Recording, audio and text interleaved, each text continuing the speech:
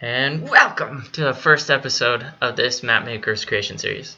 This map is called Awoken. I have been thinking about it and planning it for a little while, so I have some things to show, and in this episode I'm going to go a little bit over the storyline and give a short tour of the things that I've already built. First thing I'm going to start with is show you this picture. I actually built this in one of my test worlds, and I was using it for the banner, and it's a lot of black concrete in huge, almost like a cinema, using that perspective on this specific position.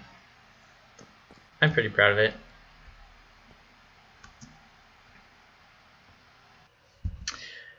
However, that being said, let us go into the world itself.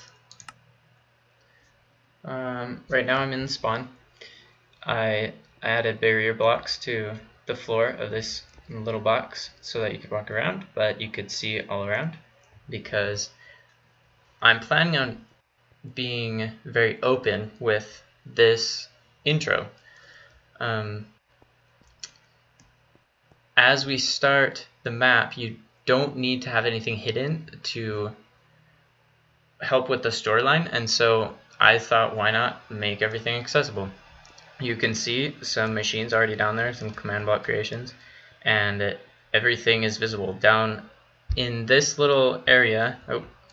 In this area, I'm going to place a lot of the machines and structures that I need for other places in the map, because this is in spawn chunks, and I am reserving that square for things that need to be constantly loaded.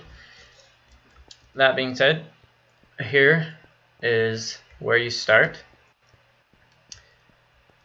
and I have only a couple of things ready. The introduction and the rules are going to be placed on these pedestals, and they're not finished yet, so they're only having written books hooked up to the armor stands there. However, these two machines do work. The difficulty which could be done possibly with functions, but I like the aesthetic of having the command blocks out here so that the players can see that this works. So when you press this button, this command block changes this to a redstone block. This one underneath changes it back to a concrete block, so it only gives a single pulse. Then it runs down this chain and it does some tests. It changes some scoreboard values, it adds some text. So when you press it, it toggles through the difficulties. Here it says difficulty set to medium. Then if I press it again, it sets it to hard, because it tested a scoreboard value and then modified it according to that. And then it cycles back to easy, and then to medium, and to hard. So this I'm going to use in specific locations and in various places. It's going to test to see what the difficulty is and modify, whether it be the amount of mobs, the environment, the basic difficulty. And I'm planning on using this. In the last map that I made, I had a difficulty bar where you had buttons to change the difficulty, but it only changed the game difficulty. The standard one, wherever that is. And it didn't actually do much to the experience, and so that's what I'm changing in this. This is the death counter. It adds it to the tab list. I've seen the death counters on the sidebar, and I did that in the last map, but I like this idea because it's not in the way. It provides a functionality where you can test, and if you're playing with your buddies, you can use this fun mechanic, but it's not intrusive. And then you can turn it back off, and I'm pressing tab here and nothing's showing up because it's taken off.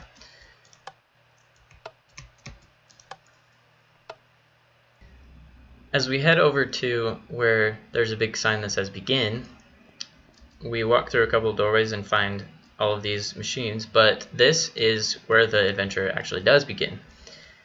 Down here you can see the command blocks that those pressure plates activate, and I'll explain those in a second. This is a platform that I use to get up and down. That command block just teleports back and forth. But these two pressure plates are what is actually going to bring you into the adventure. So there's command blocks under here that both of these do the same thing. They set this block to redstone block, which activates this one and changes it back, so it gives a single pulse. I use that machine a lot because it means you can do it more than once. You can step on pressure plate again and it'll still run through all the commands. This one sets this block to a redstone block, and this one is exactly identical to this one, but I'm running a comparator, and this is for a single use switch. So if you're playing on multiplayer, I don't want this block to be activated more than once. It runs a function, activate game rules. It sets the adventure beginning. It activates the daylight cycle. It sets the specific time. I think it makes sure you're in survival mode and things like that. I only want to run that once, because if people get teleported to where the actual game starts and they are then followed by their friend and it jumps everything back, it's really disorienting. So this is just testing to make sure that this was successful, and it will continue to be successful until it's marked as unsuccessful through a command, or until, like, if you activate it from the side and this is already a concrete block, which is it's setting it to, then it won't return true. It will be false because it had been activated but it hadn't been able to change the block that I'm pointing to because it was already that block. So each time that this is activated, it will only run this command once in total, if that makes sense. But then after that is tested through, then it takes this command, which I want to make sure that it's conditional, because I want to ensure that the other game rules do set. And then it teleports the player in that specific area to the gameplay, which is 10,000 blocks away. I wanted to make sure I had enough space. Alright, let's get right into the gameplay area. Stepping on this pressure plate teleports us out there. You begin in this little tent. I think it's a good place to start because it shows that you have been here. However, you in survival mode will start with nothing, and so I'm providing you with a little bit of supplies, some food, a potion of healing, a stone pickaxe. These are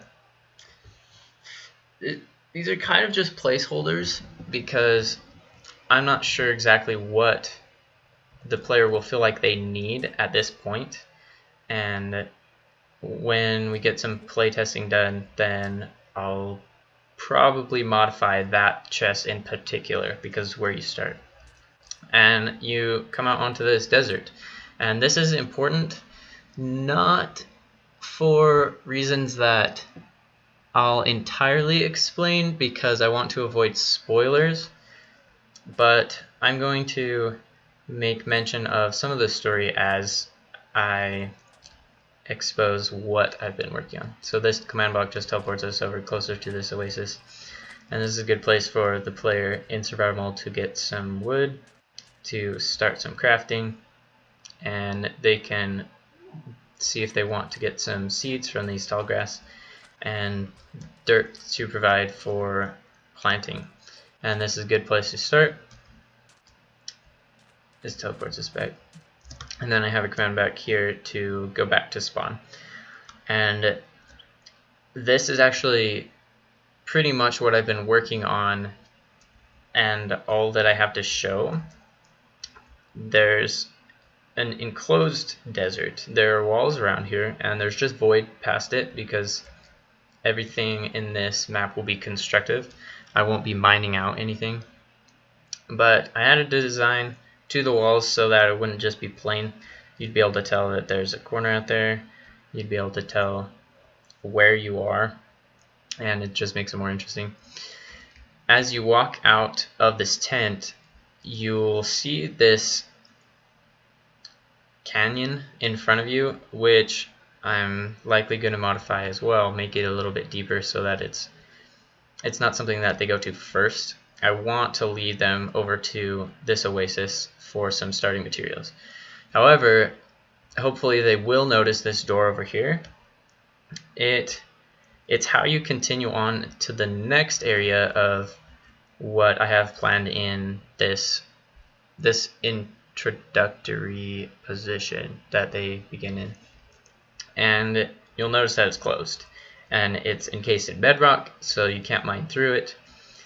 And I want this to be something that is rigid. I want the player to stay in this area and get the experience and the supplies that they need before they continue on, and then the further areas will be a little bit more open.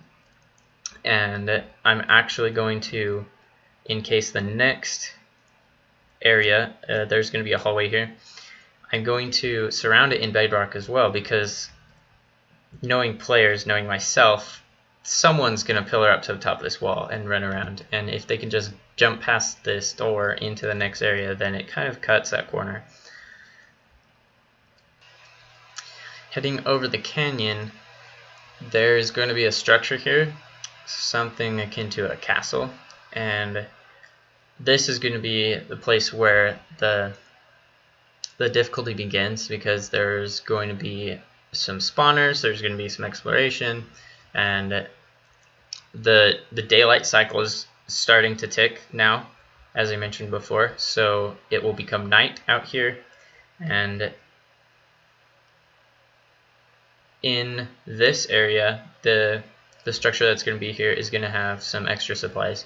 It's probably going to give the players some torches, it's probably going to give them some extra gear, maybe some armor as rewards for exploring it. But and I have the idea of what this area is going to look like here.